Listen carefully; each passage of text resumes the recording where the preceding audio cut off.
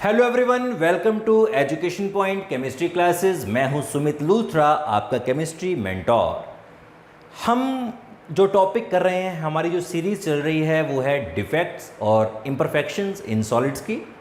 तो डिफेक्ट्स जब हमने शुरू किए थे तो सबसे पहले हमने स्टार्ट किए थे पॉइंट डिफेक्ट्स। पॉइंट डिफेक्ट्स दो तरह के होते हैं, एक होते हैं स्टिक्योमेट्रिक डिफेक्ट्स, दूसरे होते हैं नॉन स्टिक्योमेट्रिक डिफेक्ट्स। हमने बात की थी स्टिक्योमेट्रिक डिफेक्ट्स की। स्टिक्योमेट्रिक डिफेक्ट्स फिर से दो तरह के होते हैं, एक होते हैं स्कॉटी डिफेक्ट्स, दूसरे होते हैं फ्रैंकल डिफेक्ट्स।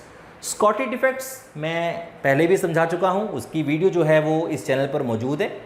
तो जिन लोगों ने पहले स्कॉटी डिफेक्ट नहीं समझा है वो पहले जाकर स्कॉटी डिफेक्ट की वीडियो देख लीजिए, डिस्क्रिप्शन में उसका लिंक है। ओके, तो स्कॉटी डिफेक्ट को समझने के बाद आप इस वीडियो में दोबारा आइए तो मैं आपको फ्रैंकल डिफेक्ट समझाता हूँ कि फ्रैंकल डिफेक्ट्स क्या होते हैं। ठीक है, तो जल्दी से जाइए और पहले स्कॉटी डिफेक्ट वाली वीडियो देख लीजिए।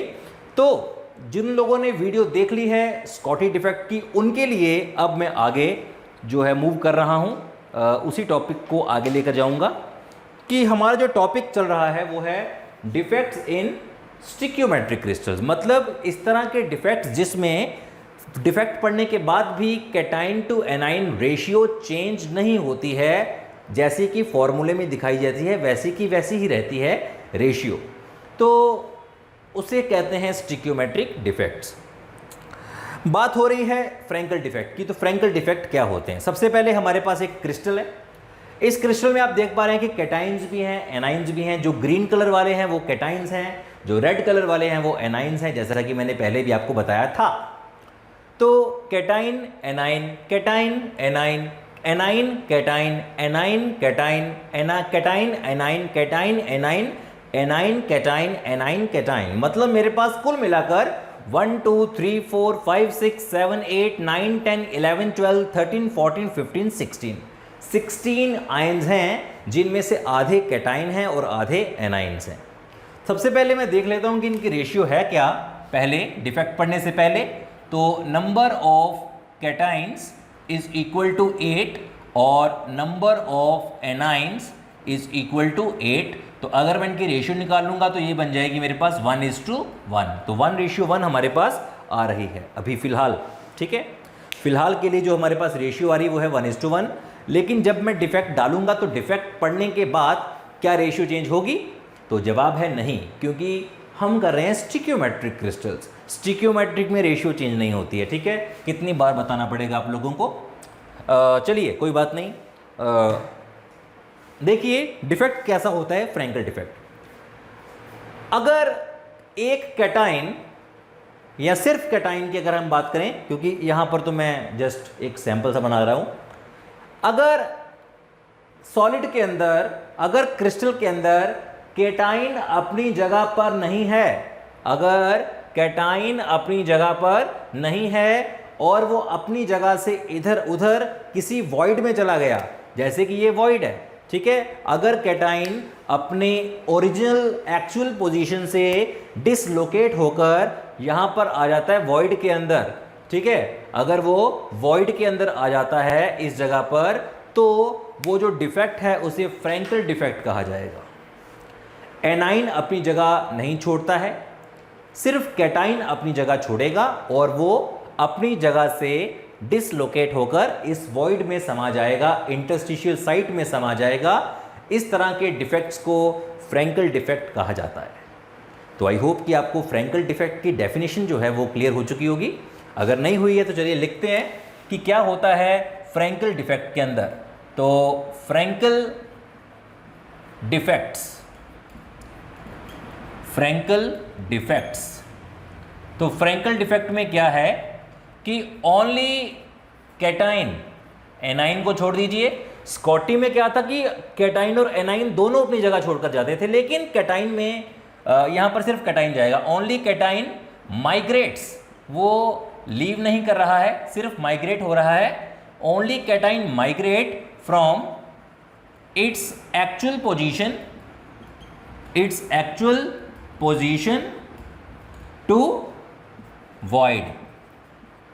ठीक है, अगर कैटाइन अपनी ओरिजिनल जगह से अपनी एक्चुअल लैटिस साइड से शिफ्ट हो जाता है वॉइड में, तो इस तरह के डिफेक्ट को कहा जाएगा फ्रैंकल डिफेक्ट। ओके, तो ये जो फ्रैंकल डिफेक्ट है, इसमें जिस जगह से कैटाइन अपनी जगह से हिल गया उस जगह को कहते हैं वैकेंसी। कौन सी वैकेंसी?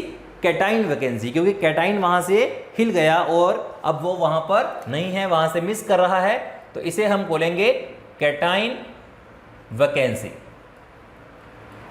ओके, सो कैटाइन वैकेंसी क्या है? कैटाइन वैकेंसी एक वो जगह है जहां से कैटाइन अपनी जगह से मिसिंग होता है, उसे कैटाइन वैकेंसी कहा जाता है। आई होप कि आपको ये चीज़ क्लियर हो चुकी होगी।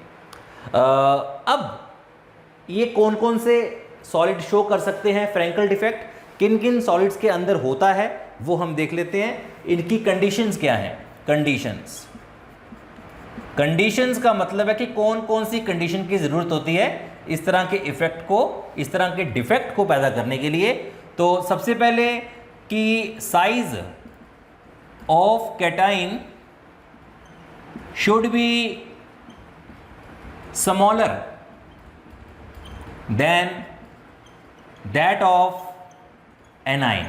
मतलब कि जो कैटाइन का साइज है वो एनाइन के साइज से काफ़ी छोटा होना चाहिए, क्योंकि कैटाइन जो है वो वॉइड में समा जाएगा, तो उसका साइज वॉइड से भी छोटा होना चाहिए ताकि वो वॉइड के अंदर समा सके। और एनाइन तो वैसे बड़ा होता है माशाल्लाह, तो एनाइन अपनी जगह को ना छोड़े, सिर्फ कैटाइन ही अपनी जगह से वॉइड में समा जाए। इसलिए कैटाइन का साइज जिनमें छोटा होता है वही क्रिस्टल्स इस तरह का डिफेक्ट शो करते हैं, उन्हीं तरह के कंपाउंड्स में।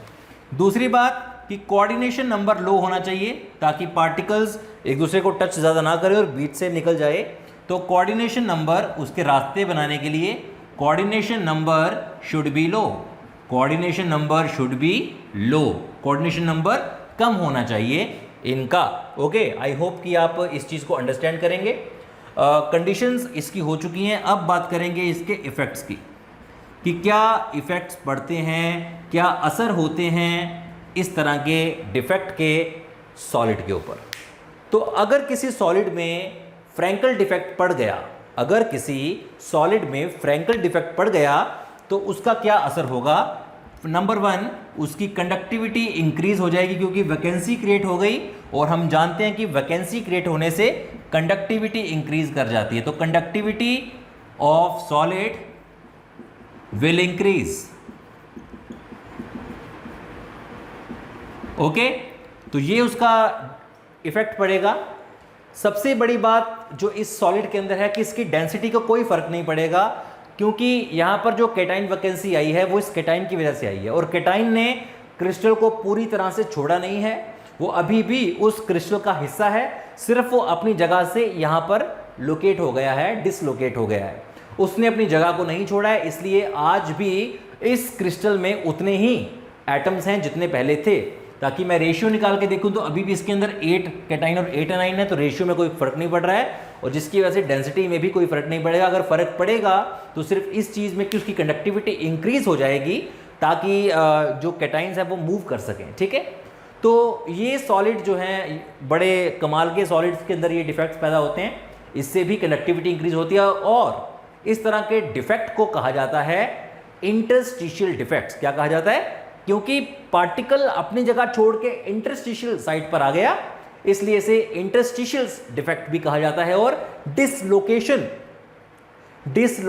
डिफेक्ट भी कहा जाता है, क्योंकि पार्टिकल अपनी जगह से डिसलोकेट हो चुका है। तो इसे डिसलोकेशन डिफेक्ट कह दीजिए, इंटरस्टिशियल डिफेक्ट कह दीजिए, या फिर फ्रैंकल डिफेक्ट कह दीजिए, बात एक ही है। तो ये हैं हमारे दो तरह के डिफेक्ट इन स्टिक्योमेट्रिक क्रिस्टल्स। इसी दो तरह के डिफेक्ट्स को स्टिक्योमेट्रिक क्रिस्टल के डिफेक्ट कहा जाता है। अगली वीडियो में हम बात करेंगे नॉन स्टिक्योमेट्रिक डिफेक्ट्स के बारे में। फिलहाल इस वीडियो का आपने आनंद ले लिया, इसको समझ लिया, नॉलेज जो है उसको स्प्रेड करिए। मतलब इस वीडियो को लाइक कर दीजिए, सब्सक्राइब कर दीजिए चैनल को, और इस वीडियो को शेयर ज़रूर कीजिएगा अपने दोस्तों के साथ, ताकि उनको भी फ्रैंकल डिफेक्ट्स के बारे में कुछ ना कुछ पता चल सके। आई होप कि आपको ये वीडियो पसंद आई होगी, और अपनी पसंद का सबूत दीजिए और हमें लाइक कीजिए, और इसे अपने दोस्तों के साथ शेयर करना मत भूलिएगा। और चैनल को सब्सक्राइब तो आप करेंगे ही, और जब चैनल को सब्सक्राइब करेंगे तो बेल आइकन को दबाना मत भूलिएगा ताकि आने वाली वीडियोस की नोटिफिकेशन आपको मिलते रहे। Thank you very much and stay home, stay safe.